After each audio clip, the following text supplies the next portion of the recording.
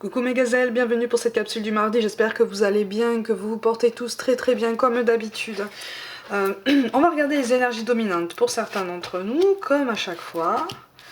Je rappelle, puisque c'est encore nécessaire, que c'est une guidance générale, donc prends vraiment ce qui correspond à ta situation actuelle et qui t'aide à comprendre quelque chose, peut-être un état d'esprit, peut-être ce qui te taraude, pour pouvoir prendre une décision et avancer. Hein.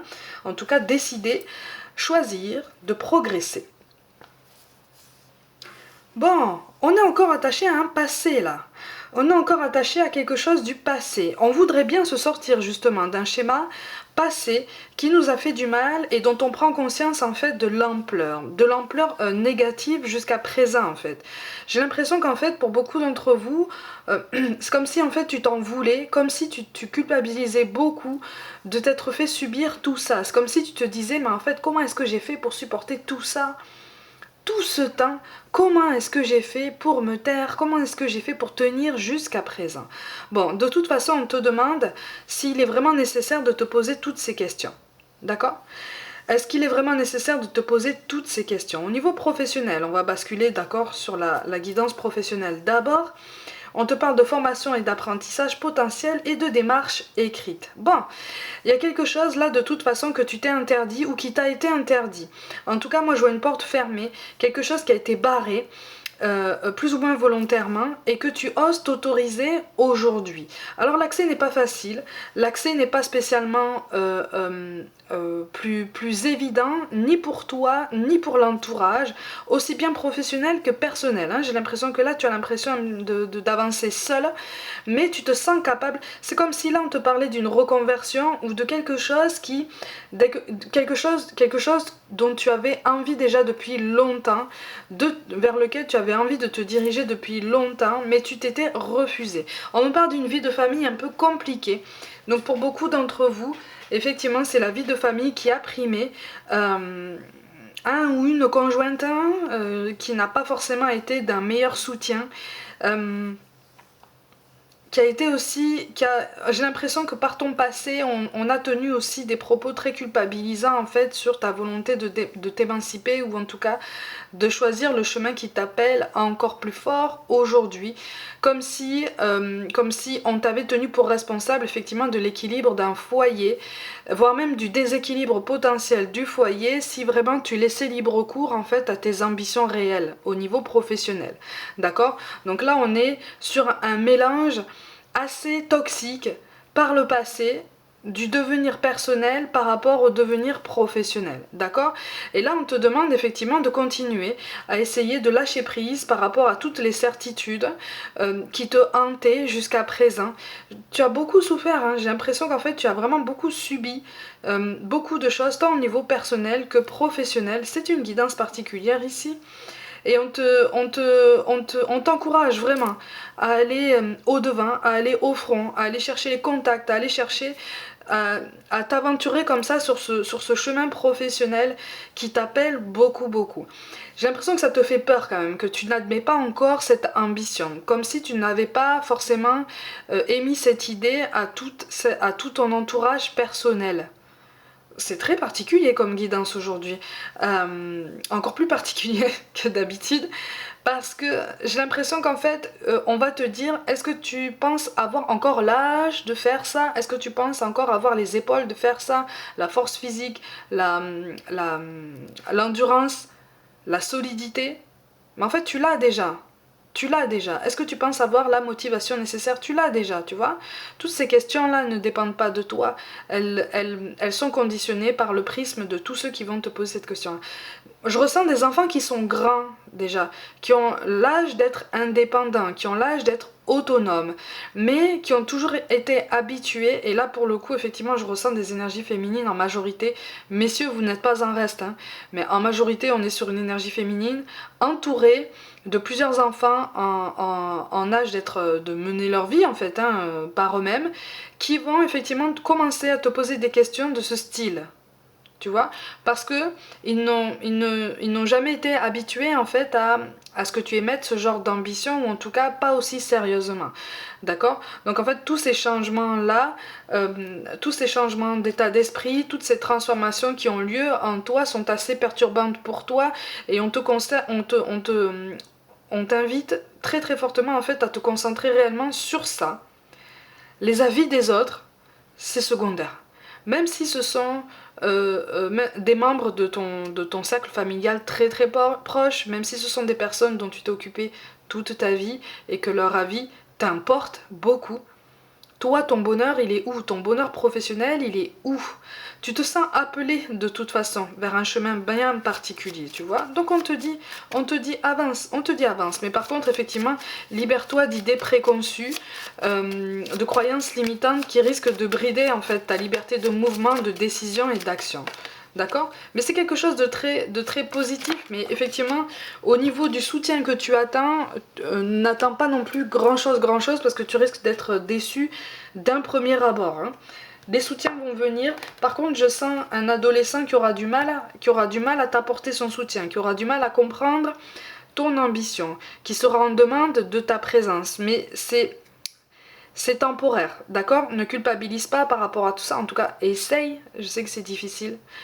Essaye, mais c'est comme un test, tu vois? C'est comme un test. C'est aussi pour voir si toi tu veux vraiment. C'est aussi pour voir si toi tu veux vraiment avancer sur ce chemin. Et quelque part, ça sera rassurant pour lui de voir que tu as de l'ambition, que tu as des projets, que tu continues d'avancer. Tu vois? Ça sera comme un exemple. Tu incarneras un exemple supplémentaire pour lui. Tu vois, c'est un message tout particulier, mais visiblement c'était nécessaire. Au niveau relationnel, on te dit de t'éloigner et on te parle d'une différence d'âge. Alors attention quand on te dit de t'éloigner. Là, on ne te dit pas forcément de couper les ponts, on te dit de prendre du recul par rapport à une situation. On te dit de travailler sur tes progrès, ton évolution, ton chemin. Parce qu'il y a des choses comme des nœuds karmiques, comme des schémas potentiellement répétitifs qui ne sont pas encore complètement encapsulés, qui ne sont pas encore complètement guéris, et qu'on t'appelle vraiment à penser complètement, mais vraiment à en faire le tour complètement, parce qu'avec le 9 de carreau, tu as une fin de cycle de douleur. D'accord? Tu as une fin de cycle d'attente. C'est comme si en fait tu avais croisé quelqu'un qui te faisait comprendre que de toute façon tout fonctionne réellement et concrètement par cycle, notamment au niveau relationnel. C'est quelque chose qui te déstabilise encore aujourd'hui, c'est tout à fait normal, mais c'est censé justement t'aider à comprendre que le relationnel n'est pas forcément le domaine le plus important en ce moment dans ta vie.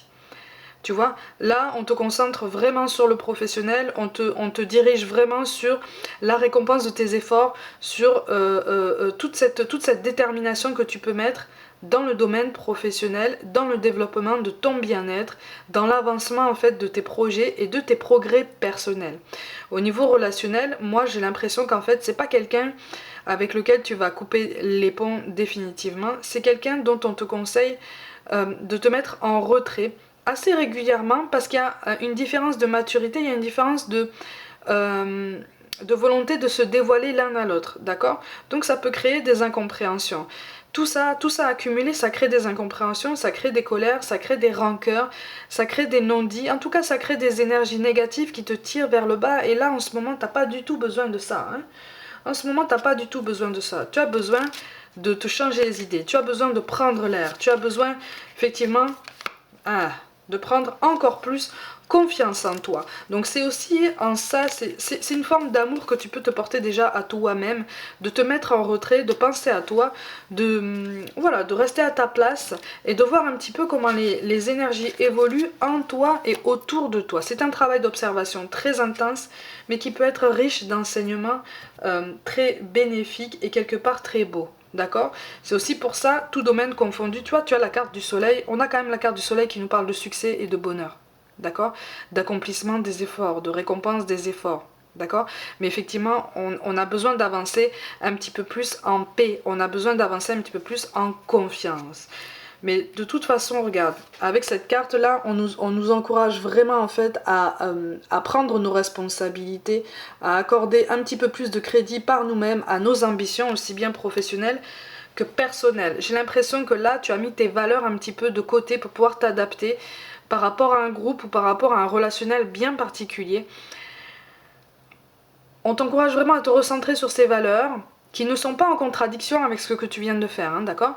Mais voilà, ne recommence pas un schéma où tu t'effaces, où tu encaisses certaines choses sans rien dire pour finalement être dans la tristesse et ne pas pouvoir avancer au niveau relationnel, tu vois? C'est aussi en ça qu'on te conseille aussi de continuer à travailler un changement de ton état d'esprit, le changement des énergies, en toi, en quelque chose de beaucoup plus positif et à laisser aller certaines idées, certaines certitudes sans forcément te laisser tomber dans la désillusion, dans l'amertume, dans la mélancolie. C'est très difficile. Voilà, essaye, si tu tombes dans ça, essaye de prendre conscience que il faudrait pas rester dans ce genre de sentiment trop longtemps. Tu vois, accueille ça, demande-toi pourquoi est-ce que tu tombes dans cette mélancolie et dans cette tristesse une fois que tu as identifié, parce que là tu es en train de plonger en toi de plus en plus profondément. De toute façon, je te ressens en train de travailler en profondeur sur toi. Tu es en train de pointer du doigt en fait toutes les blessures, tous les traumatismes, toutes les angoisses, toutes les peurs qui ont conditionné ton comportement jusqu'à présent. Tu vois? Donc tu es capable d'identifier tout ça, de pointer le doigt en fait sur tout ce qui a créé tous ces nœuds karmiques que tu as rencontrés dans ta vie. Tu vois? Ça c'est un pas de géant déjà. Donc déjà, dis-toi que tu as déjà fait de gros progrès. Après, surmonter tout ça, dénouer ces nœuds, guérir de tout ça, prendre du recul, de la hauteur, tout ce que tu veux par rapport à tout ça, ça prend plus de temps, c'est tout à fait normal. D'accord? Donc ne tombe pas dans le désespoir si tu vois qu'en fait, tu traverses des moments de tristesse, d'amertume, de mélancolie, tu vois, d'abattement. C'est tout à fait normal, d'accord? Il faut que ça sorte. Une fois que c'est sorti, après tu rebondis et puis tu trouves une solution. Ok? On te parle de chansons du cœur. Que te dit ton cœur? Arrête-toi et écoute, ta vérité réside à l'intérieur des espaces vides entre tes pensées. Ta vérité brille à travers ton âme, ta vérité est éternelle et immuable, ta vérité est l'amour. Ok? Mais l'amour que tu peux te porter déjà à toi-même, que tu commences déjà à te porter à nouveau à toi-même. D'accord? Après avoir donné beaucoup aux autres, après t'être oublié, là tu commences à te recentrer davantage sur toi et à t'accorder un petit peu plus d'attention. Continue comme ça. On te parle de mystère divin. Aligne-toi avec le soleil, la terre, la lune et les étoiles qui ne font qu'un avec le grand tout. Le mystère divin se dévoile à chaque instant, sans le pouvoir de l'ici et maintenant. Sois dans le moment présent et célèbre les merveilles de la création. Ça correspond à ce que je viens de te dire au niveau de la prise de conscience de tes nouvelles ambitions professionnelles et au niveau de la prise de conscience de tous les progrès que tu as fait au niveau de ton évolution personnelle. D'accord? C'est un pas de géant qu'il faut célébrer de toute façon. Ok? Et enfin, on te parle de pensée positive. La pensée positive est essentielle pour se créer une vie saine dans l'abondance. Une attitude positive, alimentée de pensées et d'objectifs positifs sont les clés du bonheur. Ne t'inquiète pas, reste dans l'amour. Donc reste dans l'amour envers toi-même, puisque de toute façon tu continues d'en donner aux autres autour de toi, tant au niveau professionnel que personnel. Donc tu vas trouver un équilibre. C'est en train de se mettre en place tout doucement, d'accord? Mes gazelles, comme d'habitude, prenez soin de vous, croyez en vous, essayez de passer une bonne journée. Pour toute guidance personnelle, envoyez-moi un mail, abonnez-vous à cette chaîne, likez, commentez, partagez autour de vous si le cœur vous en dit. Rejoignez-moi aussi sur Instagram notamment, où je partage du contenu complémentaire pour nous aider à comprendre tout le monde subtil, la voyance, la médiumnité, le développement personnel, notamment à travers l'activité physique, quelle qu'elle soit. Je vous envoie tout mon soutien et je vous dis à demain.